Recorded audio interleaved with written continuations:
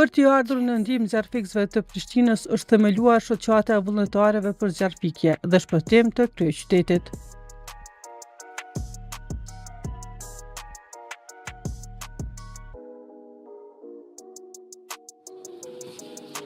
Gjatë kësaj jave u mbajt edhe kuvendi themelues i shoqatës ku zgjodh bordi dhe kryetari Bajram Rexhepi e nënkryetari Murat Halimi.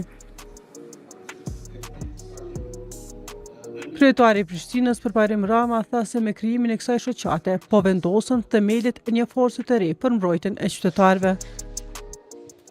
Sot ndjej një krenari të veçantë e kjo sepse me themelimin e shoqatës së vullnetarëve për zjarfikje dhe shpëtim po i vendosim themelet e një force të re për mbrojtjen e jetëve, mbrojtjen e pasurive të qytetarëve tonë. Prishtina është në rritje të vazhdueshme, e krahas me rritjen vijnë edhe sfida të reja. Prej rritjes së popullsisë e deri te zgjerimi i infrastrukturës kërkohet që të jemi në gatishmëri të përhershme edhe për situata emergjente. Prandaj këtë shoqatë e shoh si një shtyllë të rëndësishme e mbështetëse për Prishtinën tonë, që do të na ndihmojë të përballemi me lloje të ndryshme të fatkeqësive, qofshin ato natyrore ose të shkaktuara nga njeriu.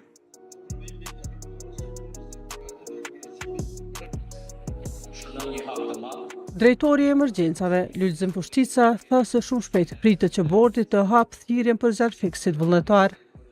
Është themelu shoqata vullnetare e zjarfikësve.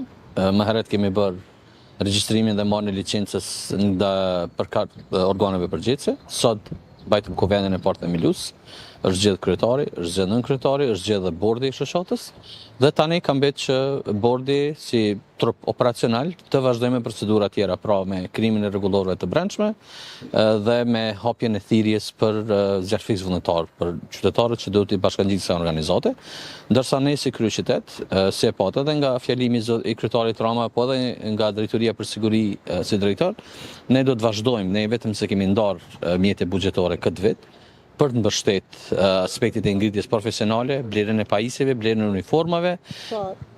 Buxheti për blerjet e uniformave dhe pajisjeve është 20.000 euro këtë vit.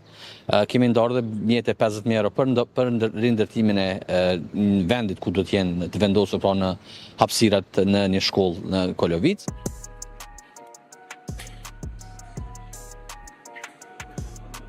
Ai tregon se si do të funksionojnë zjarfikësit vullnetar në Prishtinë.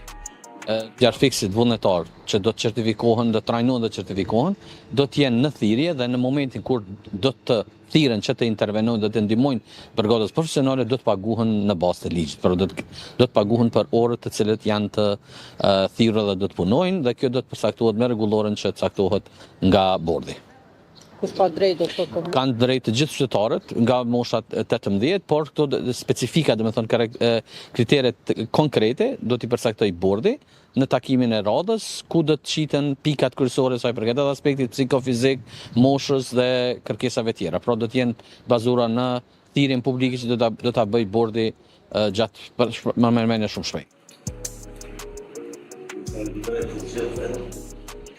Kësaj shoqate tashmë është ndarë një objekt në lagjen Kolovica.